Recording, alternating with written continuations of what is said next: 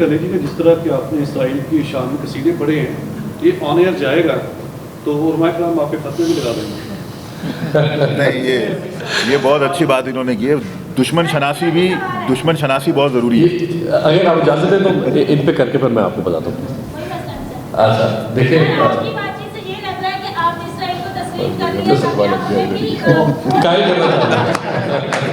فتوا لگ گیا تو ٹھیک ہے. اچھا دیکھیں، آپ نے کہا کہ ہمیں اس کے لیے بہت وقت لگے گا. دیکھیں وقت اسرائیل کو لگا ہے. دلچسپ بات یہ ہے کہ وقت یہاں تک پہنچنے کے لیے اسرائیل کو لگا ہے. ہم نے وقت ضائع کیا ہے.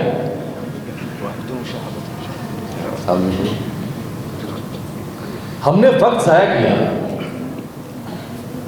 انہوں نے وقت سے فائدہ اٹھایا. انہوں نے وقت کا سفر طے کیا اس طرح سے کہ وہ آج اس مقام پر پہنچا ہے. میں نے بتایا نا 1964 میں ایک پودا لگایا تھا تو آج 8000 ایکڑ کے اوپر 30 مربع میل کا 30 اسکوائر کلومیٹر کا ایک جنگل ہے. جو فوری طور پہ وہ کشمیر ہو یا فلسطین ہو، اس کا ایک ہی حل ہے، اور وہ ہے دیکھیں دنیا میں 2 ہتھیار ہیں امریکہ کے پاس جو وہ استعمال کرتا ہے انویژن کے لیے. جیسے اس نے عراق میں انویژن کی، افغانستان میں انویژن کی، شام میں انویژن کی. ایک ہے ڈیموکریسی، جو 2 بلکہ 3 امریکن ورلڈ آرڈر ہے. ایک ہے ڈیموکریسی، وہ ڈیموکریسی کا ٹول استعمال کرتا ہے.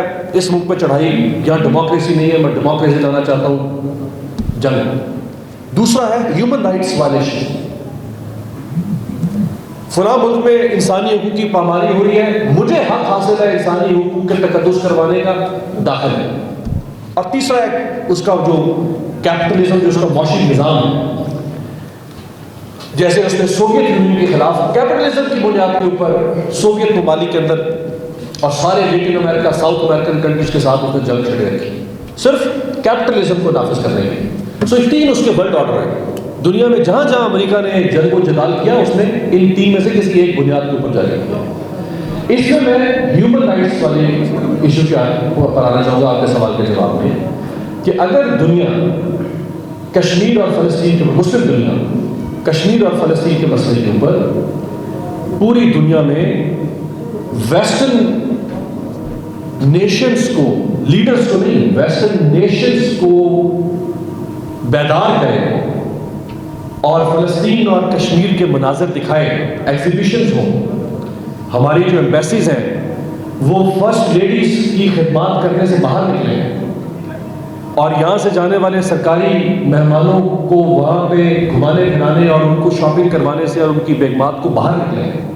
اور ہمارے جو فارن مشنز ہیں اگر وہ پوری دنیا میں ایگزیبیشنز منعقد کریں، تصاویری نمائش، اور ہیومن رائٹس کا اینگل اگر اس کو ویسٹرن نیشنز میں اجاگر کیا جائے، مجھے واحد حل ایک نظر آتا ہے یہ جس سے ہم ان نیشنز کو مجبور کر سکتے ہیں کہ وہ اپنے اپنے ملکوں کے حکمران، pressure groups, NGOs، think tanks, ان کو مجبور کر دیں کہ وہ مسئلہ فلسطین کے اوپر ایک عالمی تحریک کو چلانے پر مجبور ہو جائیں. اس کے علاوہ شارٹ ٹرم میں مجھے کوئی حل نظر نہیں آتا. جو ادھر بھائی نے فرمایا فتویٰ لگانے کا، تو میں نے تو کہا کہ سخت سے سخت سوال بھی اگر آئے تو اس کو بھی کیا جائے اور سخت سے سخت جواب بھی دینا پڑے تو ہمیں دینا چاہیے.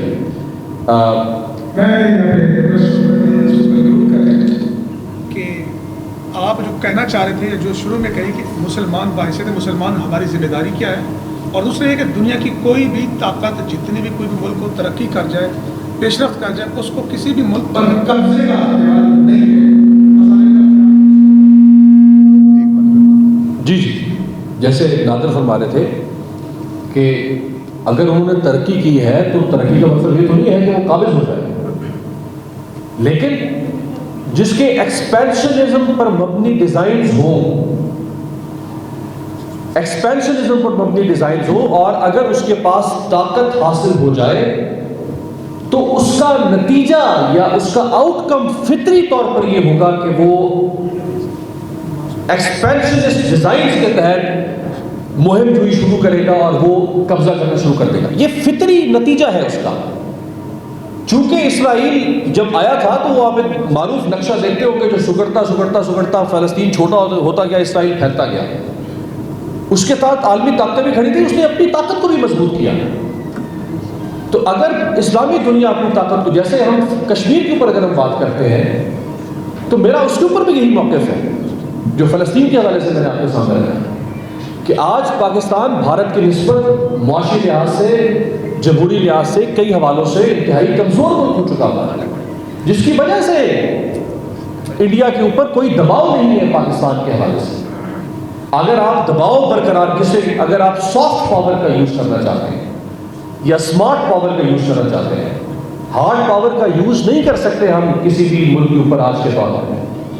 سافٹ پاور اور اسمارٹ پاور کا جو یوز ہے وہ اسی صورت میں وہی قومیں کر سکتی ہیں جن قوموں کے پاس 9 نہیں تو کم از کم 4 تو پوری مسلم دنیا میں. ایک ہمارے ڈاکٹر عبدالسلام، ان کا نام بھی لوں گا تو پتہ نہیں آ جائے گا کہ اس میں بھی کوئی فتویٰ نہ آ جائے.